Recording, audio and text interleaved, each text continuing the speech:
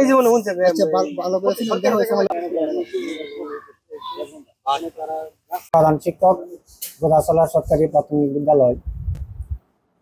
আমার বিদ্যালয়ে 105% জমি। 105% জমির মধ্যে বিগত এক সপ্তাহ আগে পার্শ্ববর্তী জমি মালিক এসে বললো যে আপনাদের মাঠে আমরা 4-5% জায়গা পাই।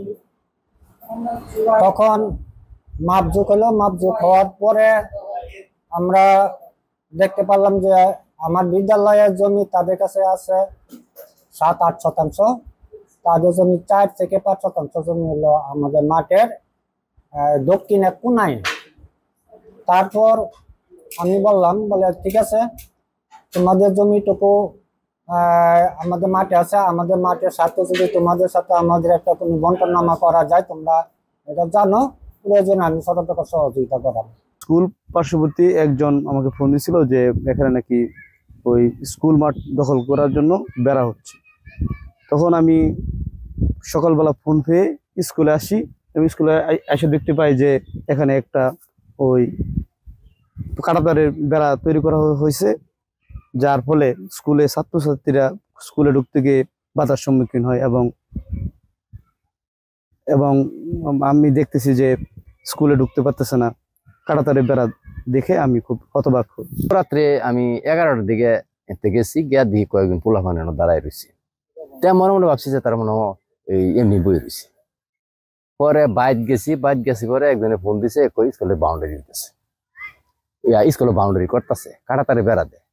আর আমরা তো আর স্কুলের কোনো কিছু না, কমিটিও না, কোনো কিছু না। আমি সকালে আইসি, আয় দিই স্কুলত কাঁটাতারে বেড়া দেওয়া। আজকে সকালে আমার স্কুলের শিক্ষক আমাকে ফোন দিল, স্কুল মাঠে কাঁটাতারের বেড়া। কি বলেন, সরকারি প্রতিষ্ঠান, সরকারি সম্পত্তি মধ্যে কাঁটাতারের বেড়া। পরে আসলাম, আইসা পরে দেখলাম আসলে আন্দা মোটামুটি 14-15% জমির একটা বেড়া তার রাস্তা নিয়ে সাইড করে নিয়ে গেছে। পরে এলাকাবাসী অনেক লোকজন আসলো, প্রত্যেকে আমরা এই বিষয়টা গভীরভাবে পর্যবেক্ষণ করলাম, কে বা কারা করছে। দেওয়া হয়েছিল, তার কারণে আমরা আমাদের বিদ্যালয়ে আসা অনেক কষ্টকর হয়েছিল। আমরা ওখান দিয়ে আসার বদলে আমরা স্কুলের পিছন দিয়ে এসেছি। আমাদের খেলার জায়গাও কমে গেছে, আমরা এখন সামনে দিয়ে আসার বদলে আমরা পিছন দিয়ে এসেছি স্কুলের। আমরা যে এখন খেলবো, এখন জায়গাটাও কমে গেছে, আমরা কি করে খেলবো? স্কুলে যেতে পারছি না, বেড়া লেগে বেড়া দিছে। পরে আমরা মনে করছি স্কুল বন্ধ, পরে আমরা গেছিলাম, পরে আবার ঘুরা অন্য হান্দা ঘুরে আসি।